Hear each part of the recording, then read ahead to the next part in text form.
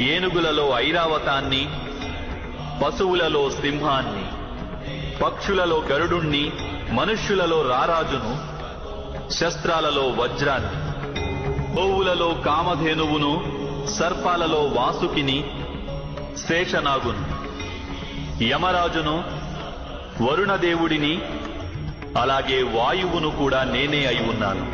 శ్రీరామచంద్రుడిని, పవిత్ర గంగా నదిని, సృష్టిలో ఆది మధ్యాంతములను నేనే అయి ఉన్నాను.